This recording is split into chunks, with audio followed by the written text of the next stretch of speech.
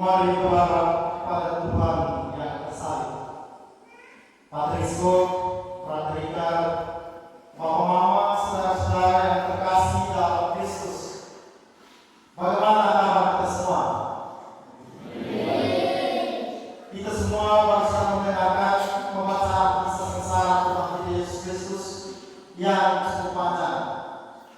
Meskipun tadi saya lirik-lirik, ada di antara kita yang mengantuk-mengantuk, tetapi saya berharap kita tidak cuma bosan atau lelah, melainkan ketika oleh karena pembacaan kisah sengsara Tuhan kita Yesus Kristus ini menumbuhkan iman kita akan Yesus Tuhan, Anak Allah yang menderita.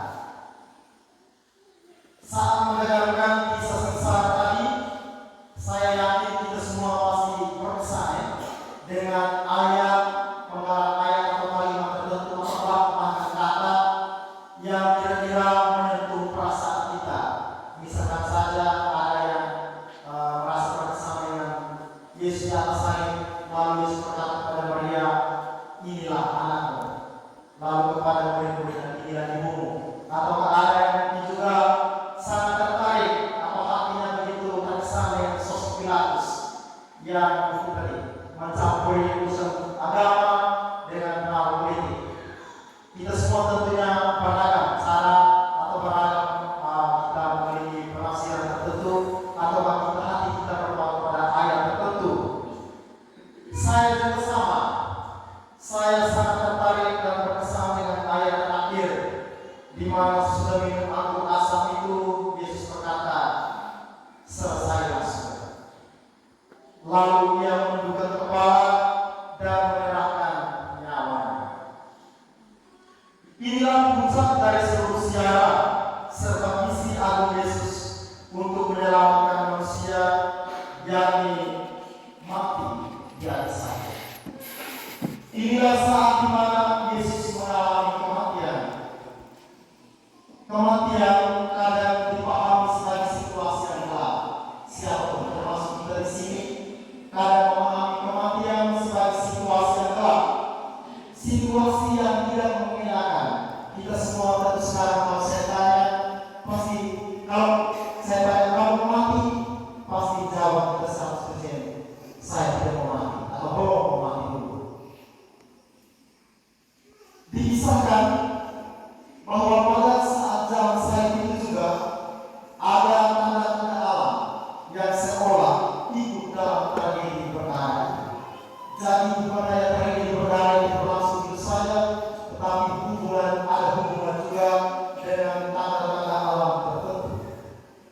Dikisahkan bahwa pada saat menjelang kematian Yesus, kegelapan meliputi seluruh daerah itu sampai jam 3. Ada hal yang berhubungan di sana, yakni kegelapan dunia dan kematian Yesus. Inilah saat di mana Yesus masuk dalam keberdosaan kita, keberdosaan manusia. Yesus masuk dalam situasi batas dan kelemahan kita manusia. Kitab Yesaya pada bacaan pertama tadi terlebih dahulu menegaskan bahwa Yesus adalah anak Allah yang harus menanggung kejahatan dan kesalahan banyak orang. Ia menyerahkan nyawanya ke dalam maut, dan ia yang adalah Allah dianggap sebagai pemberontak atau penjahat. Rupanya begitu buruk dan tampaknya bukan seperti anak manusia lagi. Gambaran serupa ditegaskan dalam surat kepada orang Ibrani, di mana Yesus sebagai imam besar turut merasakan kelemahan serta dosa manusia dan menumpahkan darahnya sendiri untuk menebus dosa-dosa manusia, dosa-dosa kita. Mama-mama, saudara-saudara yang terkasih dalam Kristus, oleh karena cintanya yang besar, Allah rela dari manusia.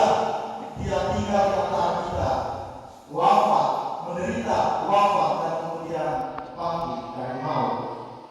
Tuhan yang Maha Agung itu masuk dalam sejarah kehidupan manusia. Dia mau mengangkat martabat kita manusia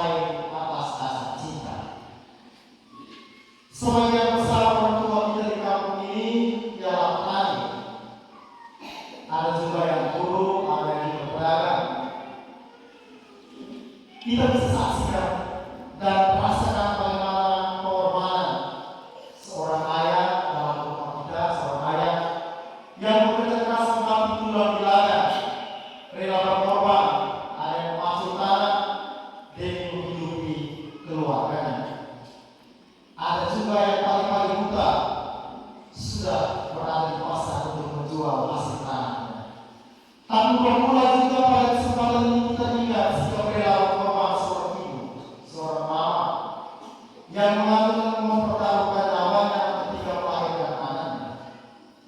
Lalu kita bertanya, mengapa kita rela menderita? Jawabannya ialah karena cinta. Kita berkorban demi apapun selain karena cinta.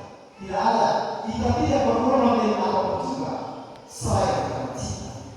Rasa cinta melihat anak-anak kita bisa tersenyum bahagia dan kebahagiaan melihat mereka sukses. Kita berkorban semata-mata karena kita mencintai keluarga dan sesama. Dalam hidup bersama, kita hendaknya juga mengerjakan sesuatu tanpa pamrih. Kita jangan hanya berkorban untuk sekedar dibayar, tetapi oleh karena cinta. Melalui gambaran ini saya hendak menegaskan bahwa apabila kita manusia yang berdosa ini saja tahu untuk berkorban, tahu untuk berbuat cinta, apalagi Tuhan kita, apalagi Allah yang Maha Pengasih dan Maha Penyayang, Dia tentunya akan sangat berkorban, memberikan seluruhnya kepada kita, bahkan hidupnya sendiri, mempertaruhkan nyawanya demi keselamatan kita. Dan pada hari ini adalah buktinya, di mana Dia menyerahkan dirinya bagi Tuhan sampai waktu pisah. Poin kedua, saya mau bertanya kepada kita semua, siapa di antara kita yang tidak pernah menemui masalah dalam hidupnya? Mungkin bisa angkat tangan siapa tidak pernah ada masalah dalam hidup. Kita semua pasti alami, benar ya? Kita semua mengalami hal yang sama. Kita mendapatkan masalah. Kita kerap kali menemui banyak masalah yang membuat kita bimbang, menderita, hidup dalam ketidakpastian, bahkan kita putus dalam harapan kita putus. Tidak jarang banyak juga yang stres, dan bahkan ada juga yang sampai bunuh diri karena tidak bisa lagi tahan berbagai macam masalah, jalan keluar yang adalah bunuh diri. Inilah situasi gelap, inilah situasi kematian. Situasi ini juga dialami oleh umat Israel ketika mereka memberontak melawan Allah. Dalam arti yang tertentu, kita sama seperti orang Israel yang hidup dalam dosa. Situasi dosa membuat kita sangat menderita. Dalam penderitaan ini, orang Israel kembali selamat dan memperoleh hidup baru karena mereka memandang tiang Tuhan lembaga yang ditinggikan oleh dosa. Dalam situasi batas, dalam situasi yang penuh masalah dan penderitaan, kita hendaknya memandang ke arah salib Tuhan kita, Yesus Kristus. Bukan lagi Musa yang meninggikan Yesus, tetapi Allah sendiri yang meninggikan Yesus, agar daripadanya kita mendapatkan rahmat dan keselamatan. Keselamatan datang oleh karena Yesus sendiri.